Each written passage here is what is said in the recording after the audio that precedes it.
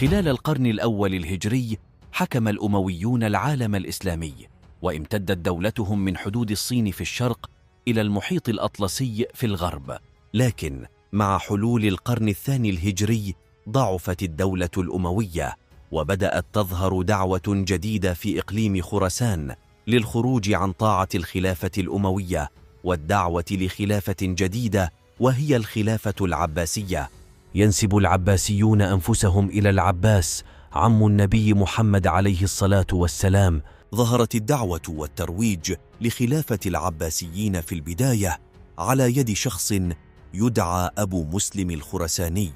تبنى الفرس تلك الدعوة لرغبتهم في التخلص من الحكم الأموي ذو النزعة العربية. تحالف أبو مسلم الخراساني مع شخص من نسل العباس وهو أبو العباس السفاح، وتم إعلانه كخليفة للمسلمين في إقليم خراسان وبلاد فارس، وبذلك انشق العباسيين عن دولة الخلافة الأموية، وتأسست الخلافة العباسية في إقليم خراسان، واستخدم العباسيون الرايات السوداء كشعار لهم. بعد تثبيت العباسيون لأقدام دولتهم في خراسان وبلاد فارس، أرسل أبو العباس السفاح جيش بقيادة قحطبة ابن شيب إلى العراق، وتمكن الجيش العباسي من هزيمة الأمويون وضم العراق للدولة العباسية، ثم اتجهوا بجيش ضخم إلى بلاد الشام، ونجح الجيش العباسي في هزيمة الجيش الأموي في معركة نهر الزاب، وتلك المعركة كانت بمثابة إعلان نهاية الدولة الأموية. بعد معركة نهر الزاب تمت مطاردة آخر خليفة أموي وهو مروان بن محمد، وبذلك تم إعلان سقوط الخلافة الأموية وقيام الخلافة العباسية. ودخل العباسيون دمشق عاصمة الأمويين، وقاموا بسجن أو تصفية معظم أمراء البيت الأموي. أصبح أبو العباس السفاح هو أول خليفة عباسي، وبذلك بدأ العصر العباسي الأول الذي امتد لحوالي 100 عام. حكم في تلك الفترة 10 خلفاء، واعتمد الخلفاء العباسيين في تلك الفترة على العنصر الفارسي الذين قامت على أكتافهم الدولة العباسية، على عكس الدولة الأموية التي اعتمدت على العرب، فأصبح الفرس هم الوزراء وولاة الأقاليم وقادة الجيوش. ورث الخلفاء العباسيين معظم أملاك الدولة الأموية، لكنهم لم يقوموا بفتوحات سريعة ومتتالية مثل الأمويين، بل اهتموا أكثر بالحركات العلمية والفكرية، وشجعوا حركات الترجمة للعلوم والمعارف المختلفة. في عهد أبو العباس السفاح وقعت معركة نهر طلاس التي انتصر فيها الجيش العباسي على الجيش الصيني. أنهت تلك المعركة هيمنة سلالة تانغ الصينية على وسط آسيا، وكانت تلك المعركة أول وآخر صدام بين أباطرة الصين والمسلمين. في تلك المعركة تم أسر بعض صناع الورق الصينيون، ومنهم تمت معرفة أسرار صناعة الورق والتي انتشرت بسرعة في أرجاء العالم الإسلامي ومنه إلى أوروبا. وكانت صناعة الورق سبب أساسي في نهضة الحضارة العربية الإسلامية خلال العصر العباسي. من أعظم الخلفاء العباسيين خلال العصر العباسي الأول هو الخليفة الثاني أبو جعفر المنصور، الذي كان من أوائل أعماله هو التخلص من أبو مسلم الخراساني بسبب ازدياد سلطته.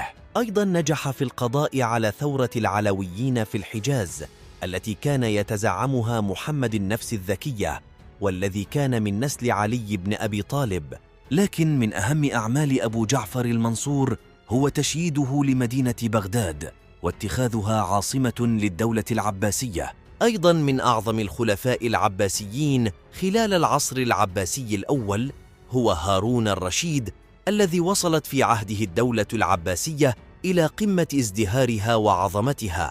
اعتمد هارون الرشيد في فترة حكمه على أسرة البرامكة الذين كانوا من الفرس، وقام بتعيينهم في الوزارة وقيادة الجيش، وقلدهم أعلى المناصب في الدولة، لكنه انقلب عليهم في النهاية بسبب ازدياد نفوذهم وسلطتهم التي تجاوزت سلطة الخليفة نفسه، في حادثة مشهورة في التاريخ العباسي باسم نكبة البرامكة. بعد وفاة هارون الرشيد حصلت فتنة كبيرة بين أبناء هارون الرشيد الأمين والمأمون. انتهى الصراع بين الأمين والمأمون بانتصار المأمون وتوليه للخلافة. حصل في عهد المأمون نهضة علمية عظيمة بفضل حركات الترجمة للعلوم والفلسفة، وأنشأ مكتبة دار الحكمة في بغداد التي كانت بمثابة جامعة علمية كبرى.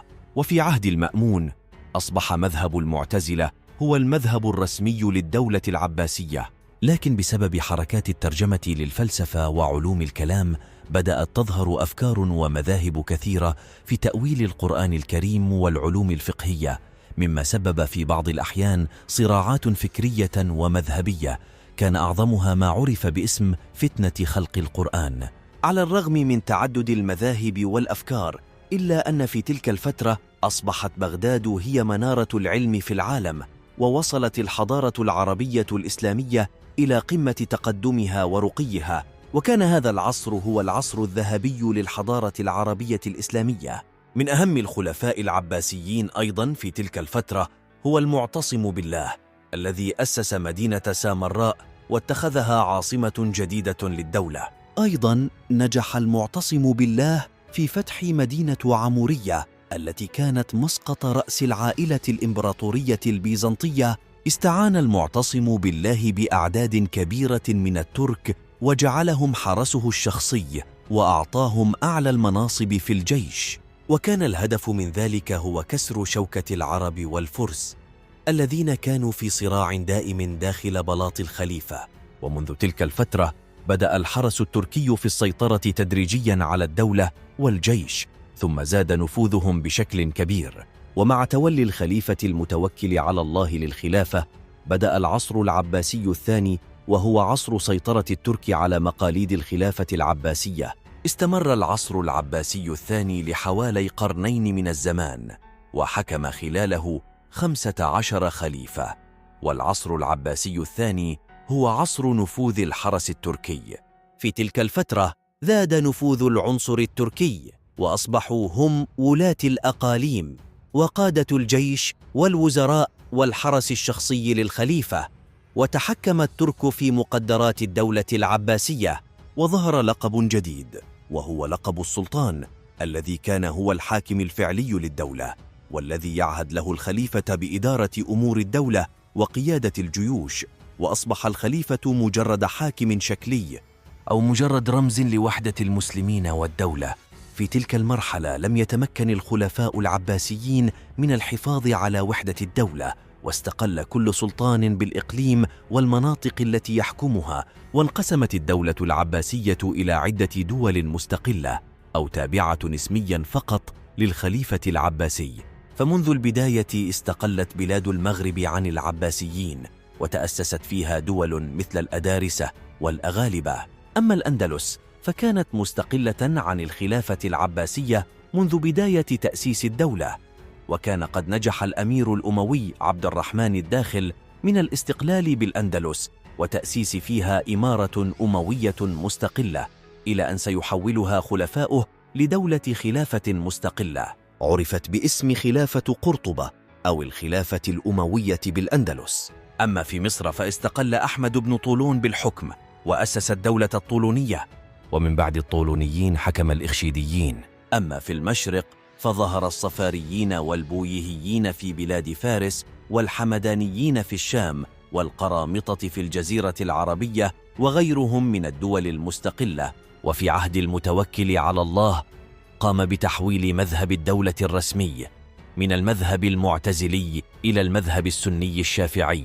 وفي عهد الخليفة العباسي المطيع لله ظهرت دولة خلافة منافسة للخلافة العباسية، وهي الدولة الفاطمية التي نشأت في بلاد المغرب.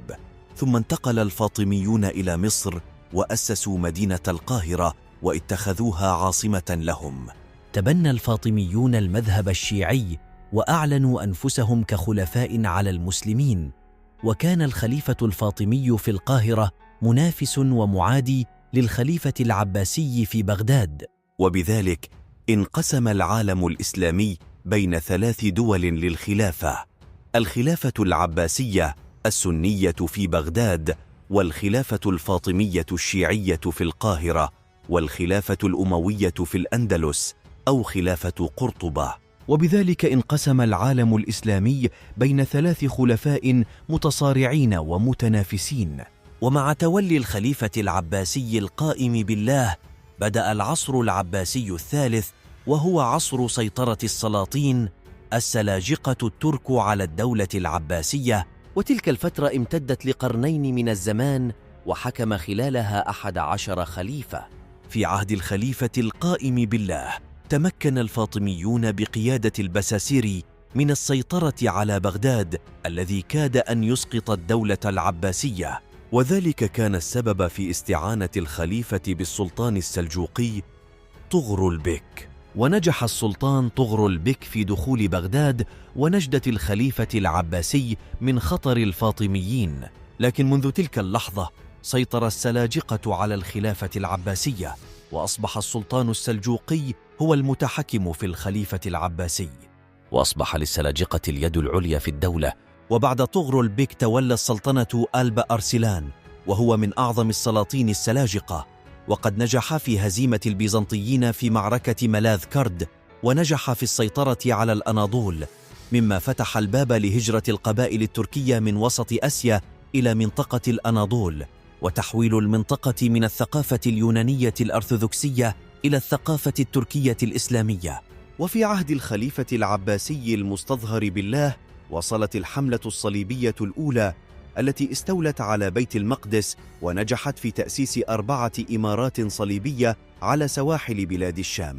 وفي عهد الخليفة العباسي المسترشد بالله ظهر السلطان عماد الدين ذنكي، الذي أسس دولة قوية في بلاد الشام عرفت باسم الدولة الذنكية، والتي دخلت في حروب طويلة مع الصليبيين.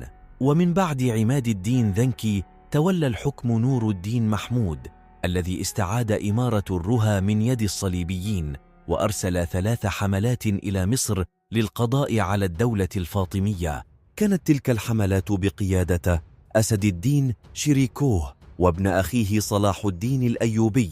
في النهاية تمكن صلاح الدين الأيوبي من القضاء على الخلافة الفاطمية وتأسيس السلطنة الأيوبية في مصر. وكل تلك الدول سواء الذنكية أو الأيوبية أو السلاجقة كانوا تابعين بولائهم للخليفة العباسي في بغداد، لكن تلك التبعية كانت اسمية فقط، أما السلطة الفعلية فكانت في يد السلاطين.